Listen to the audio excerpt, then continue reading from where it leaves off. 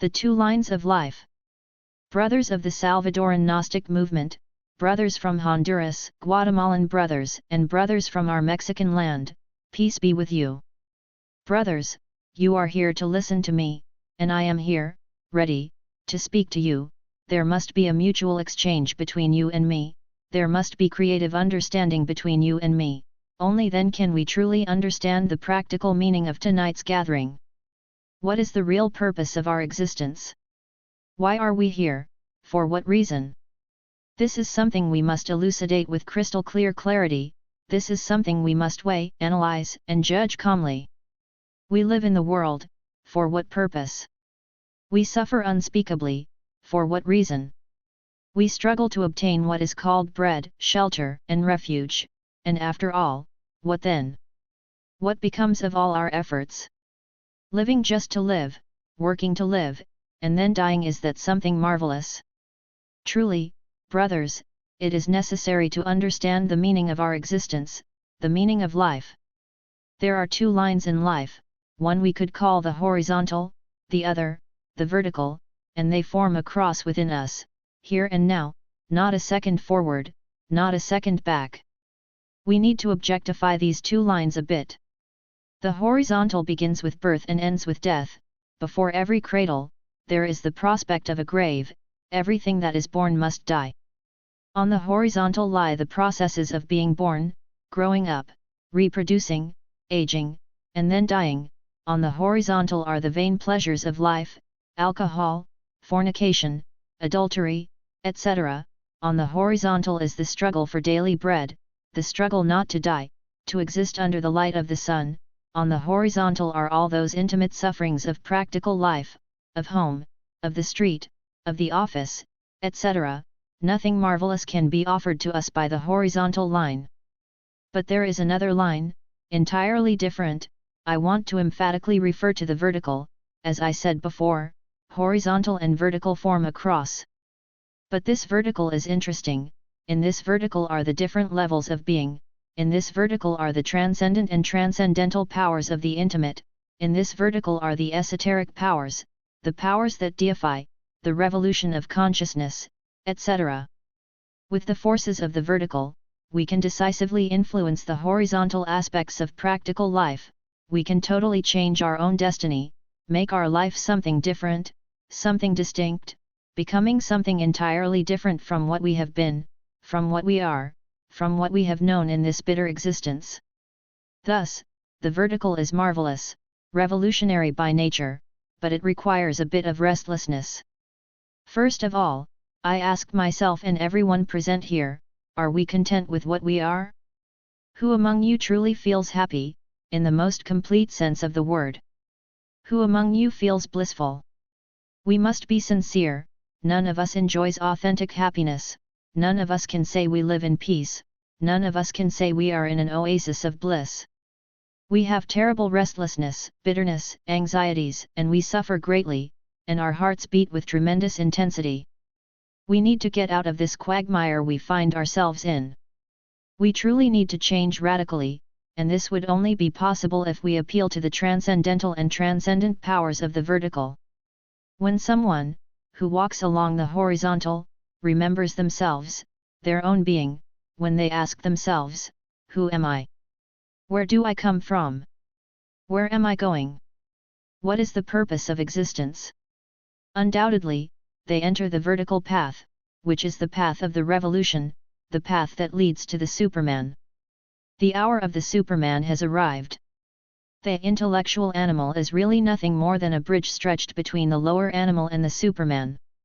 We need to become true kings of creation, masters of ourselves, lords of all that is, all that has been, all that will be. A change is urgent, a total transformation. We urgently need to get out of this wilderness, this chaos in which we find ourselves, in which we struggle miserably. The laws of the earth could never offer us peace, the laws of the earth could never offer us the authentic happiness that radically transforms, the laws of the earth could never offer us freedom. Thus, it is urgent that we enter the vertical path that we carry within ourselves. Here and now, the hour of the great revolution has arrived, of the psychological revolution, of the revolution in progress, of the revolution that will lead us to the Superman. Gnostic brothers gathered here, I invite you to reflect on the Superman, I invite you to think about total change, I invite you to enter that revolutionary vertical path that will inevitably lead you to final liberation. You are not happy, I know. And you will not be happy as long as you do not walk firmly on the vertical path, you will not be happy until you reach the heights of the Superman, you will not be happy as long as you do not liberate consciousness from the painful mire of this world, you will not be happy until you experience that which is real, that which is not of time, that which is the truth. So, brothers who are gathered here tonight, I invite you to reflect. On the vertical path is the revolution of consciousness. When one admits they have their own psychology, they undoubtedly begin to work on themselves, then it is obvious that they enter the vertical path. We are a true enigma to ourselves, an enigma that must be deciphered, an enigma that must be solved, an enigma that must be broken. We do not know ourselves, unfortunately, although we believe we do. We need to be sincere with ourselves, we need to dissect the self, the ego, the I. It is easily admitted that we have a physical body equipped with organs, an organism. But few truly understand that we have a particular psychology. When one understands that they have a psychology, they begin to work on themselves, here and now. When one understands that they have a psychology, they begin the process of psychological self-observation. Whoever begins to observe themselves becomes, in fact, a different individual, different from everyone else, completely different. But people tend to admit only the physical, the three-dimensional, the dense body, because they can see, hear, touch, and feel it. Few, indeed, are those who sincerely accept that they have a very particular type of psychology. When someone accepts this, they begin to observe themselves, and this makes them different from their peers. Observing oneself, to know oneself, is the best of the best. Someone told me the other day, or some time ago, to be more precise, that they did know themselves. Then I had no problem saying, if you know yourself, tell me, how many atoms are in a hair of your mustache? The man said, well, that I do not know. Ah! I said to him, if you do not know a hair of your mustache, if you do not know how many atoms it has, much less are you going to know the totality of yourself. Unquestionably, that man had no choice but to accept my assertion. When one knows oneself deeply, one knows the universe and the gods. On the vertical path, we propose, above all, to know ourselves, because only by knowing ourselves can we know others. On the vertical path, my dear brothers, we must take a psychological inventory of ourselves to know what we have and what we lack. There is much within us that we need to eliminate, much that is ridiculous, and there is also much we need to conquer. We have too much of some things, and we lack others. On the vertical path, we do an inventory of ourselves to know who we are, where we come from, where we are going, and what the purpose of existence is. Here, gathered in this room, we must try to inquire a little, to know ourselves.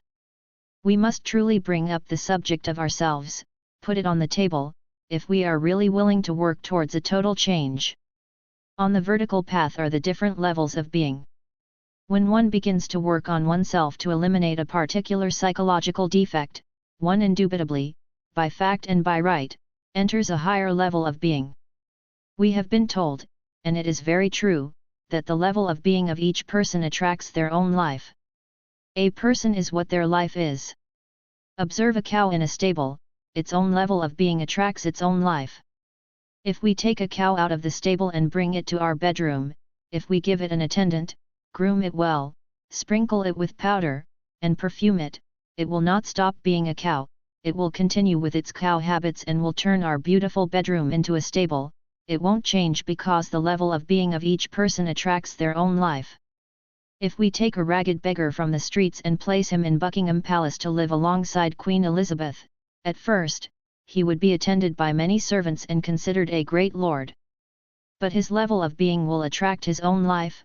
Soon, those servants will notice in this beggar habits very different from those of the palace, they will see that he is miserly, that he hoards money terribly, that he will never spend a penny, even to help a friend. They will notice his irritability, his unscrupulousness, his gossip, his vengefulness towards enemies, etc. Eventually, he will find himself alone in Buckingham Palace, begging the servants for a plate of food, as they will no longer want to serve him and will abandon him. And even in Buckingham Palace, though he dresses as finely as possible, he will still be what he is, a beggar. The level of being of each person attracts their own life. A person is what their life is. Many people are concerned about having large amounts of money. They say, if I won the lottery, how different my life would be. With a Christmas bonus, my life would change radically. But that is false, completely false, because the level of being attracts one's own life.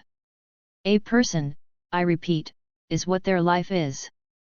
We should reflect on all these matters. It is not by acquiring vast amounts of money that we will change our existence, no. What we need is to ascend to a higher level of being.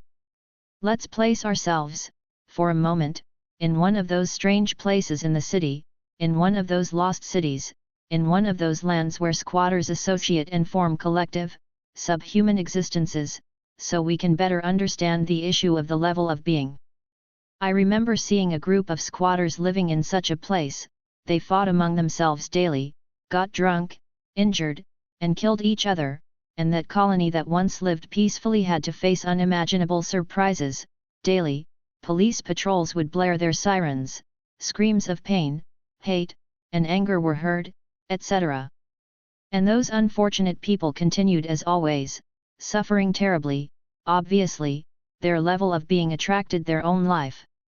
If, for a moment, one of them had reflected even for an instant, if they had resolved to study themselves, if they had discovered their psychological defects and boldly embarked on the revolutionary vertical path of psychology, they would have been able to eliminate some defects, perhaps anger, possibly hate, selfishness, gossip, etc. Conclusion: they would change their level of being, and by changing their level of being, their habits would become more refined. Indubitably, then, they would no longer be able to relate to those around them.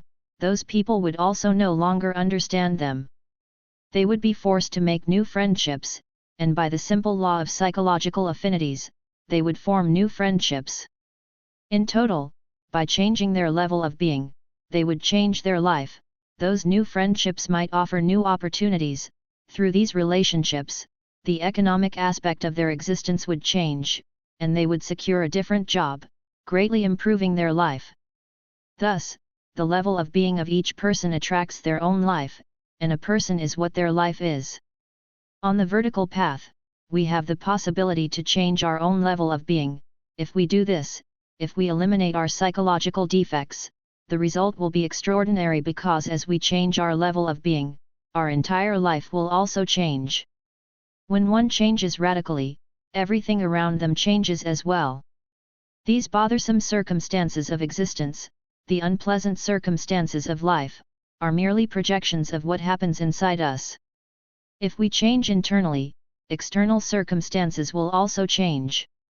But if we do not change internally, the external circumstances will not change either. As the philosopher Immanuel Kant of Königsberg said, the external is the internal. In other words, let us clarify by saying, the external is nothing but a reflection of what we are internally.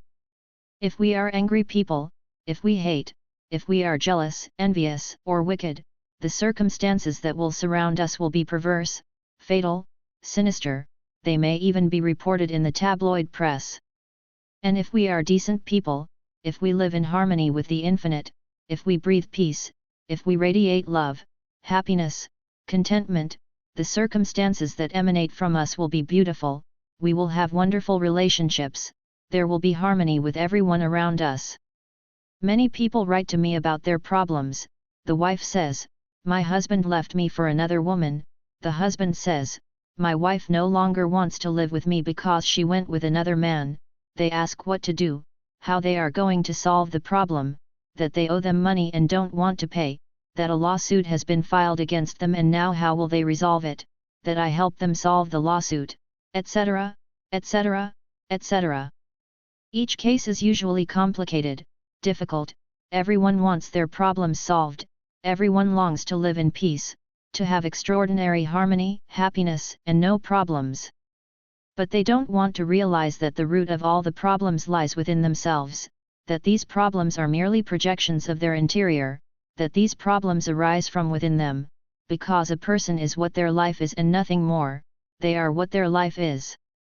If they do not change their own level of being, if they do not change their inner life, nothing will change, the external is nothing but a projection of the internal. It is time to understand this. They want happiness, but where will they find it? They do not want to admit that the errors or, better said, the causes of everything happening to them, lie within themselves. Yes, everyone carries within them the causes of their suffering, and as long as these causes are not dissolved, the suffering will not dissolve either. Every effect has its cause, every cause provokes its effect. Thus, those of us who embark on the vertical path, above all, aim for self-discovery, to know our own mistakes in order to eradicate them, to remove them from ourselves, because only then can we fundamentally change. A man is what his life is. If a man does not work on his own life, he is undoubtedly wasting time miserably. Life is like a movie that seemingly ends with death. Death is the return to the original starting point, with the possibility of reprojecting the same life onto the world's stage. In Buddhism, we are told about successive lives, but I say, truly, that there are no successive lives. What exists, what really exists are successive existences, because life is the same. When the time of death arrives, the movie ends, we roll it up, and we take it with us to eternity, there, we relieve it in a retrospective form. Do not forget that just as there is a three-dimensional space, visible and tangible, so too there exists a psychological space, and this is undeniable, unquestionable, axiomatic. In psychological space, our own life continues, there we relieve it, I say, in a retrospective form.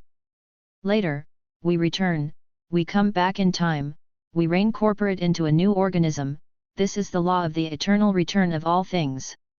And we return to project our very own life again, to project it once more onto the stage of this world. Thus, it is not successive lives that exist, what really exists are successive existences. Distinguish between successive lives and successive existences. There is only one life, the one we take with us, the one we bring back, the one we take again, and the one we bring back again, always the same. Existences, yes. Each soul is assigned 108 existences. I am making these statements because I am before a very special audience, I am before an audience formed by people from the international Gnostic movement, by revolutionary, rebellious people, truly willing to follow the vertical path, the path of transformations, the path that must lead us to the Superman. The time has come for us to reflect on what our own life is. If we do not change this movie of life, the one we take with us, the one we bring back, if we do not modify it, it will always continue repeating itself, and it will repeat itself through 108 existences, and if we still do not change it, we will have to go, as the saying goes, with our music somewhere else, we will have to take our life to the submerged mineral kingdom. That such a kingdom is a reality, no one can deny, for we are living on the epidermis of this poor earth that travels with us through infinite space. That Dante Alighieri, in his Divine Comedy, located his Infernus within the submerged mineral kingdom is nothing strange, and this is known by both the divine and the human. Obviously, those who fail in the transformation of their own life, those who are not capable of eliminating their psychological defects, will have to devolve in time, within the 9 Dantean circles, until the second death. And it is not at all pleasant to devolve in time. I, personally, do not fear the Infernus. In the Infernal Worlds, the ego, the I, the myself, that I of experimental psychology, that I that all the psychologists of this planet study, disintegrates. In the submerged mineral kingdom, we always go through the second death, but truly, it is not at all pleasant to devolve within the 9 circles of Dante Alighieri. I would not recommend you go through the Mictlan, with its terrible trials. Here in our beloved Mexico, our ancestors from Anahuac spoke about Mictlan, that Mictlan is nothing but Dante's infernal worlds, with their 9 infernal circles. There are all the tremendous trials that the ancient initiates spoke of. There is the wisdom shown by the Florentine Alighieri, Dante, there is the wisdom depicted by Virgil, the author of the Aeneid. Indescribable bitterness befalls those who enter the submerged devolution of the infernal worlds, therefore, it is not advisable to devolve in time. Obviously, those who pass through these tremendous trials, after the second death, enter the elemental paradises of nature. Later, they evolve through the 4 kingdoms, to once again reach the human state they once lost. Dissolving the ego is fundamental, and it is better to do it here and now. At this moment, a passage from Muhammad comes to mind. Already very old and about to die, beside the crystal clear spring of an oasis, he addressed the crowds and said, "If I owe anything to anyone, let him spit in my face." Indeed, a man stepped forward and spat in his face.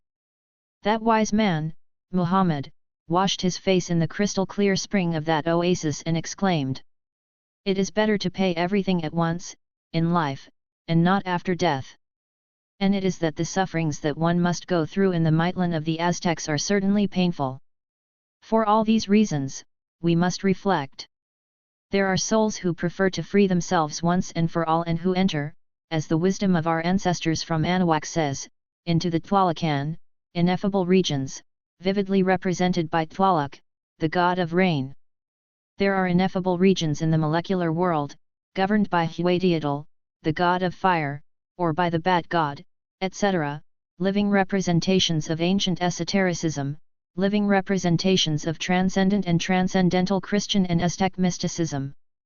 In any case, as long as one does not dissolve the ego, one also has no right to enter those ineffable regions spoken of by the ancient religions. As long as one has not dissolved the self, as long as one has not risen in the vertical line, where the different levels of being are, one will also have no right for their superlative and transcendent consciousness to enter the molecular paradises. Those who truly intend to achieve authentic happiness must begin by entering the vertical path. On the vertical path, we have been clearly taught that we are not yet sacred individuals, that each of us is a machine person and that within our person there are many people. Within us, there are many psychological people. We have the eye of anger, we have the eye of hatred, also, we have the eye of envy, we have the eye of jealousy, we have the eye of gossip, we have the eye of ambition, we have the eye of cunning, etc., etc., etc. All these eyes we have are not mere fiction, they are a tremendous reality for anyone who has developed the sense of psychological self-observation. All these IS people enter and leave our physical body at will. All these IS people also have 3 brains. Each I person has, then, an intellectual brain, an emotional brain, and a motor instinctive sexual brain. Each I person is, in itself, a complete entity. Thus, within our person, many people live who freely enter and leave our organism. Now you will understand why, in truth, we do not have a complete criterion, why we are full of terrible contradictions. At one moment we say one thing, another moment we affirm the opposite. If we could see ourselves in a mirror as we are, if we could see ourselves entirely, psychologically speaking, I can tell you, in the name of truth, that we would go mad, that we would flee in terror, that we would try to escape from ourselves. If we were a responsible person, if each of us were a sacred individual, if we were whole, everything would be different. But we are not whole, because we do not possess what is called unity. We are a disordered and chaotic multiplicity. We believe we are alive, and we are dead. Within us live many specters of death, the I hate, the I am jealous, the I am envious, the I am lustful, the I am wrathful, etc., etc., etc. All these IS people, I repeat, enter and leave our body. Within each I person, we truly have a fraction of our own consciousness bottled up. Thus, our consciousness is bottled up among all that multiplicity of I's that make up the self. Our bottled up consciousness functions by virtue of its own conditioning, that is, we have the sleeping consciousness. Of all the physical phenomena that occur around us, and I clarify, physical, and I emphasize, we can perceive only a millionth part of such phenomena, that is, there is an extraordinary multiplicity of physical phenomena that happen around us and that we are truly unable to perceive. We are asleep, but we believe we are awake, we do not admit we are asleep, we even get offended when someone calls us such, but truly, we need to wake up. The four Gospels insist on the need to wake up. If we were awake, we could see, hear, touch, and feel the great realities of the higher worlds. If we were awake, life for us would be totally different, we would not be victims of circumstances, we could handle them at will. But we are not awake, we are deeply asleep, we are deeply asleep, we ignore that we ignore. The time has come for us to care about waking up. When we wake up, we will be able to perfectly perceive that which is the truth, that which is not of time, that which is beyond the body, the affections, and the mind. When one experiences the real, they also encounter an element that radically transforms them. We need to experience this element in order to work intensely on ourselves. First and foremost, it is necessary to dissolve those vain personalities that we carry within, with the aim of awakening consciousness. When a psychological I, whether it be of anger, hatred, etc., is disintegrated, the consciousness that was bottled up within it is also emancipated, liberated, then comes the awakening. Normally, people have 3% of consciousness awake, but if we work on ourselves, if we eliminate all those I personalities that dwell within us, we will gradually raise our percentage of awakened consciousness. If people had even 10% of consciousness awake, we could say that wars on the face of the earth would disappear forever. If people were to reach 50% of awakened consciousness, earth would be a paradise. Now, achieving 100% of awakened consciousness is only a matter for initiates, supermen, like Moses, Buddha Gautama, Christ, etc., etc., etc. We need to work hard, dissolve those eyes we carry within us to change our own lives, to awaken consciousness, to reach illumination, to truly experience that which is beyond time, that which is the truth. Above all, as I already mentioned, when one enters the vertical path, when one admits they have a psychology, they begin to self-observe. When one discovers they have the eye of anger, they must work on it. Initially, one should only observe it, and then, understand it through analysis, through deep meditation, through direct studies. Once it is understood that we have this or that I defect, we move on to the third phase, disintegration, elimination. The mind, by itself, could not eliminate any psychological defect, the mind can only label it with different names, move it from one level to another, hide it from itself and others, etc., condemn it or justify it, but never radically alter it. We need a power that is superior to the mind, a power that can truly disintegrate any I defect. Fortunately, we all possess that power within ourselves.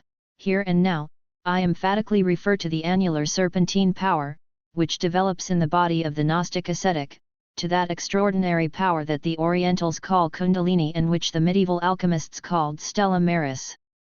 Stella maris is, in truth, a variant of our own being, but derived. Stella maris, the sacred cobra, the serpentine power of kundalini, as it is called in India and Tibet, can instantly disintegrate any psychological defect. It is obvious that we all have the full right to invoke the power of Devi Kundalini Shakti. That power multiplies, develops, and unfolds when one works extraordinarily in the lit forge of Vulcan, in the ninth sphere. Single people can also invoke Devi Kundalini when they want to eliminate this or that psychological error.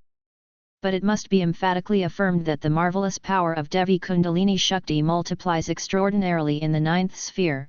With that miraculous power, we can disintegrate any defect. Devi Kundalini, Isis, Adonia, that variant of our own being, that aspect of the mother goddess within us, can eliminate from ourselves the defect we have fully understood, at all levels of the mind. The time has come to deeply understand this issue, to keep dying from moment to moment. Only with death does the new come.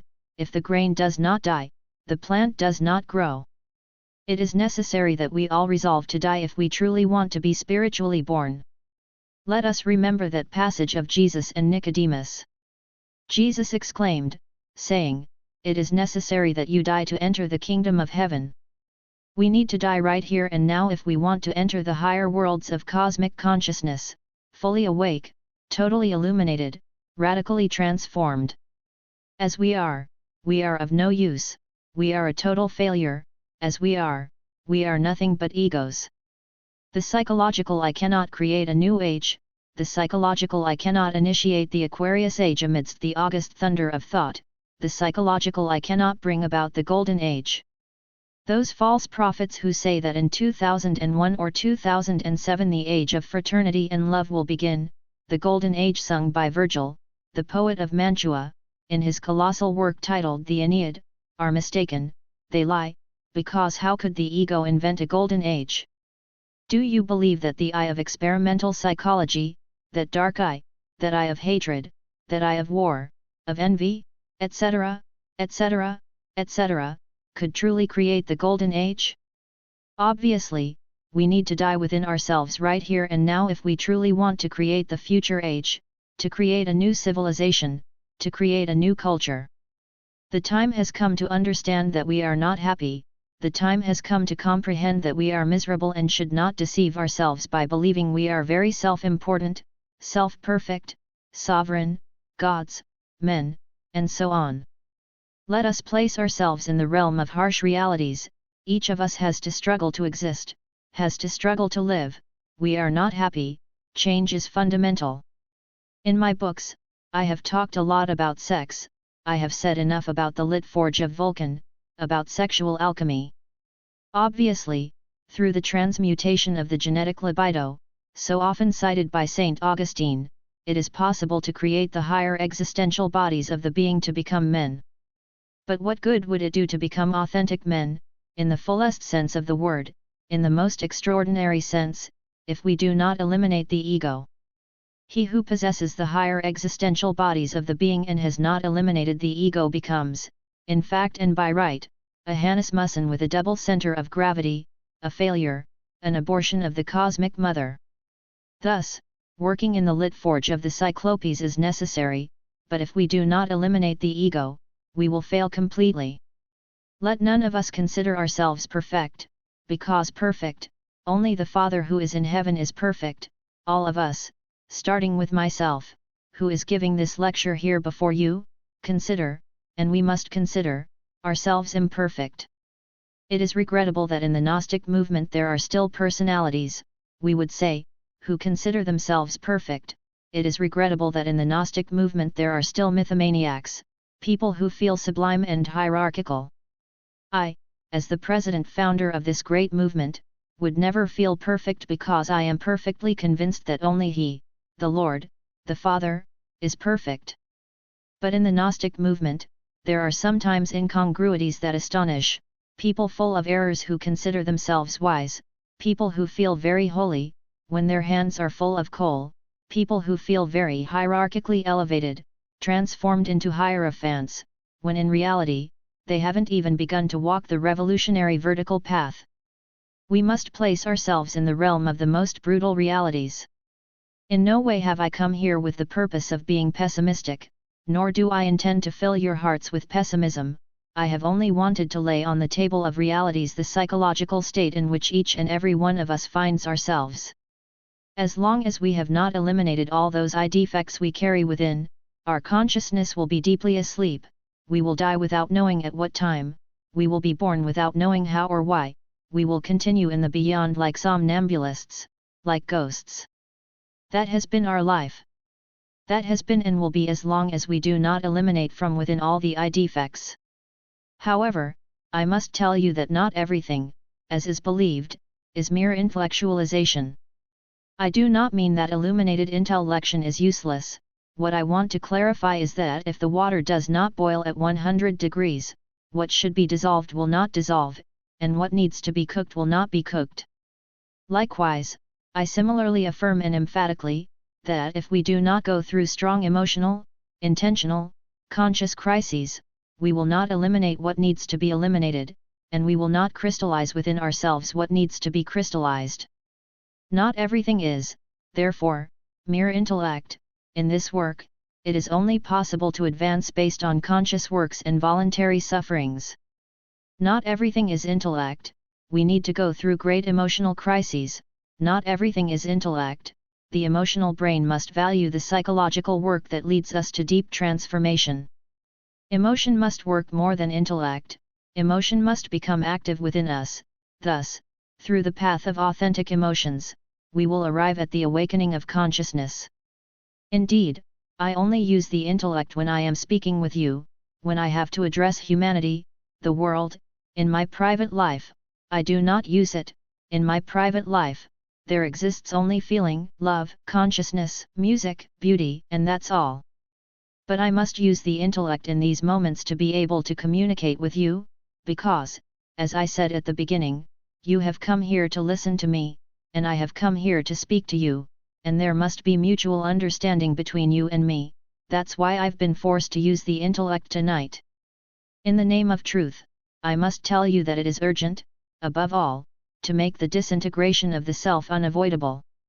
When the psychological self is entirely disintegrated, when it is reduced to ashes, when the animal ego ceases to exist, the consciousness becomes fully illuminated, it can see the Elohim, it can converse with them face to face, it can see, touch, and feel the great realities of the superior worlds, it can visit nirvana, parinirvana, and mahaparinirvanic, etc., etc., etc.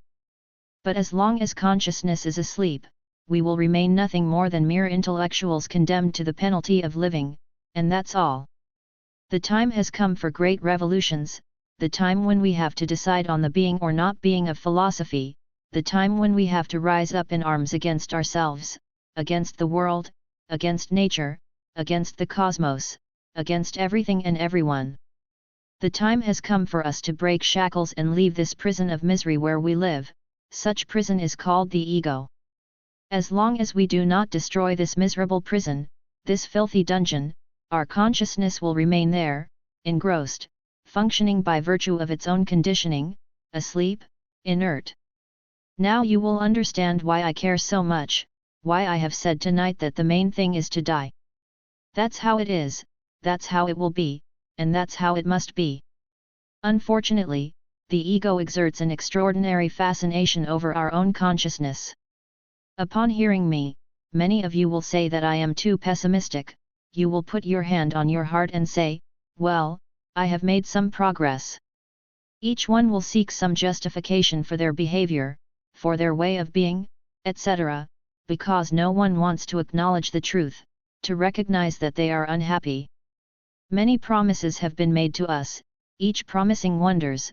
Politicians promise to bring the world bliss, happiness, etc., and what? The world with its bitterness keeps on going and will keep on going, and the pain will continue day after day until we eliminate the causes of pain. These causes are not outside of us, these causes are within us, here and now.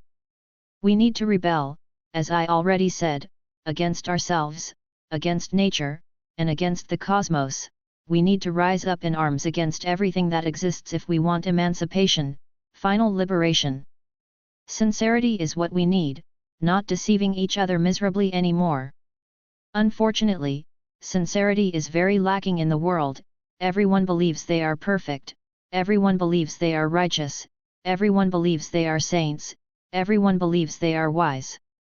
In the various pseudo-esoteric and pseudo-occultist schools, there is no one who thinks they are ignorant, everyone thinks they've already grabbed God by the beard. They are ignorant, and the worst part is that they not only are ignorant, but they also ignore that they are ignorant. That's the most serious thing. The time has come for great decisions, the time has come for us to enter the path of the revolution in motion, the narrow, straight, and difficult path that leads to light, the vertical revolutionary path, the path of the revolution of consciousness, the path that leads to the Superman. Unfortunately, right now, we are nothing more than intellectual animals condemned to the penalty of living. To be men, it is necessary to have dissolved the ego and created the superior existential bodies of the being. Moreover, to have intensely sacrificed oneself for humanity. What I am saying here tonight is harsh. I am emphatically affirming that we have not yet reached the human state, that we are merely intellectual animals. It is necessary, first, to reach the human state, and later, subsequently, we will reach the Superman. Studying one of our Anahuac manuscripts, I read something extraordinary. Our Aztec ancestors assert the following: the gods created men out of wood, they made them out of wood, and after making them out of wood, they fused them with divinity. But then it concludes by saying, not all men manage to fuse with divinity. It is clear that if we become men by creating the superior existential bodies of the being through the fulfillment of the Parlock duty, it doesn't mean we have triumphed. For total triumph, it is necessary to achieve integration with the divinity. Whoever has reached the authentic and true human state, whoever has achieved it, must first of all submit to the dissolution of the ego, because if a true man does not dissolve the ego, he becomes a Hannes Mussen with a double center of gravity, an abortion of the cosmic mother, a failure. Thus, only by eliminating all of our psychological defects, only by dying within ourselves, will we truly achieve integration with the Logos, with divinity, then we will become Kumarats, in the most complete sense of the word. A Kumara is a Superman, a Kumara is an incarnated Logoi, a Kumara has power over fire, over air, over water, and over earth. We must become Kumarats, authentic men, divine beings, ineffable, sacred individuals. But as we are now, in truth, we are nothing more than mere intellectual animals condemned to the penalty of living. I invite everyone present here to know themselves, to study themselves, to investigate, to inquire, to search, to dive into the depths to find out what they have in excess and what they lack. When one understands all this, they enter the path that leads to the Superman. The hour has come, the terrible hour when great cataclysms are approaching. The earth trembles in Guatemala, it trembles in Nicaragua, tremors will continue everywhere. Right here in our capital city there will be a great earthquake, earthquakes will multiply all over the roundness of the earth, great cosmic events are approaching. We are in an emergency, we need to dissolve the ego. It would be regrettable if we disincarnated without having dissolved the self.